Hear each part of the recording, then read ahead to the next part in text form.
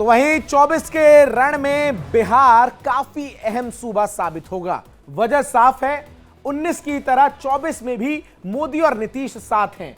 इन 5 सालों में सियासत ने काफी करवट ली। नीतीश विपक्ष के मंच से उतरकर मोदी के रथ पर सवार हैं। एनडीए ने 400 पार का नारा दिया है और बिहार में 40 का फॉर्मूला भी सेट कर लिया है। बीजेपी और जेडीयू ने सीटों का बंटवारा भी कर लिया है, लेकिन पेच फंस गया है चाचा और भतीजे के बीच। बिहार को लेकर बीजेपी की क्या तैयारी है और कैसे चिराग पासवान ने चाचा पशुपति पारस को पटखनी दी, इस रिपोर्ट में देखिए।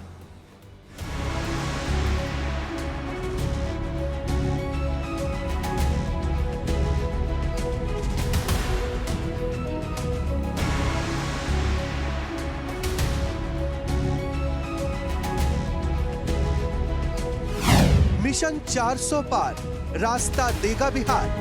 हम रहेंगे आप ही के साथ, इसलिए अगर आप तेजी से यहाँ वाला काम सब हो जाए। एक एक सीट, फॉर्मूला फिट। आज पूरा देश कह रहा है 4 जून को 400 पार। 24 में 400 पार, टीम मोदी तैयार।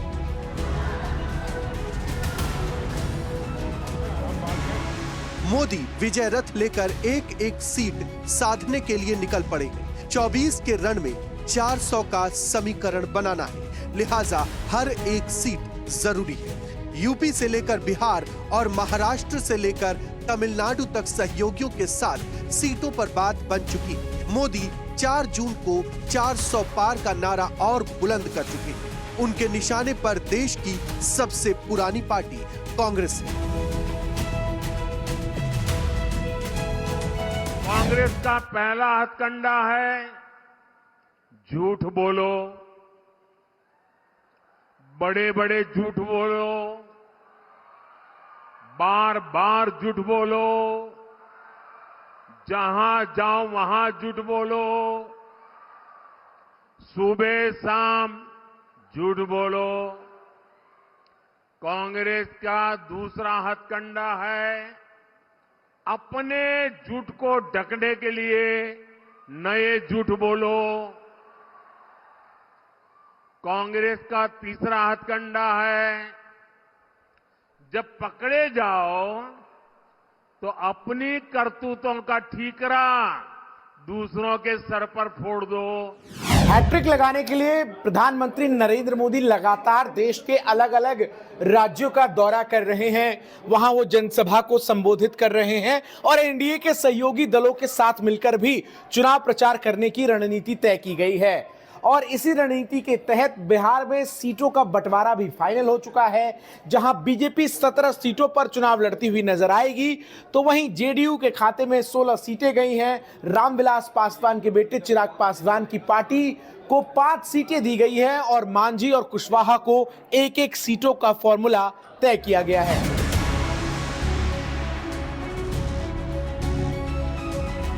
नीतीश ने बीजेपी के साथ हाथ मिलाया था, तभी तय था कि नीतीश की सीटें कम नहीं होंगी और हुआ भी ऐसा ही। हालांकि बीजेपी भी 2019 के ही फॉर्मूले पर मैदान में उतरेगी और 17 सीटों पर चुनाव लड़ेगी। एनडीए में सीट शेयरिंग फाइनल हो चुकी है। 17 सीटों पर बीजेपी अपने प्रत्याशी उतारेगी, जबकि नीतीश कुमार की जेडीयू 16 सीटों पर चुनाव लड़ेगी। चिराग पासवान की एलजेपी को 5 सीटें दी गई हैं और जीतन राम मांझी और कुशवाहा को एक एक सीट दी गई है। 24 की लड़ाई बेहद दिलचस्प है। मोदी अकेले दम पर एनडीए को 400 पार दिलाने का दावा कर रहे हैं, तो वहीं विपक्ष भी मोदी के खिलाफ पूरा दमखम लगा रहा है। बिहार में महागठबंधन ने भी अपनी सीटें फाइनल कर ली है। आरजेडी, कांग्रेस और लेफ्ट के बीच सहमति बन चुकी है।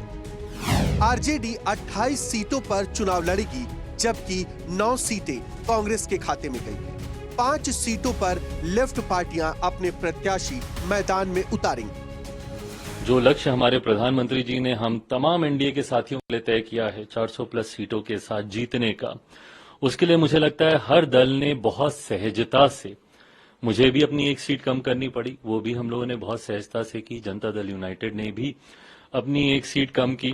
अब इस नए गठबंधन के स्वरूप के साथ हम लोग का विश्वास और ज्यादा पुख्ता होता है। गठबंधन की राजनीति में न कोई बड़ा होता है न कोई छोटा होता है। 17 सीटों पर हम चुनाव लड़े थे, 16 पर जीते थे। भारतीय जनता पार्टी 17 सीटों पर चुनाव लड़ी थी, 17 जीती थी। लोजपा 6 सीटों पर चुनाव लड़ी थी, वो 5 सीटों पर लड़ रही है। राष्ट्रीय लोक मोर्चा एक नई सहयोगी हुई, हम पार्टी हुआ, तो स्वाभाविक है सीटों का बंटवारा तो 40 के अंदर ही होना है। इसलिए कोई बड़ा है कोई छोटा है यह सवाल नहीं है। सवाल के उद्देश्य स्पष्ट है कि नहीं, लक्ष्य तय है कि नहीं। महाराष्ट्र की रैली, बिहार की रैली से पूरी भाजपा हिल चुकी है।